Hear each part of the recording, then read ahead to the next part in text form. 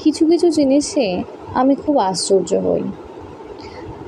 আশা করি এগুলোর সাথে আপনারাও একমত।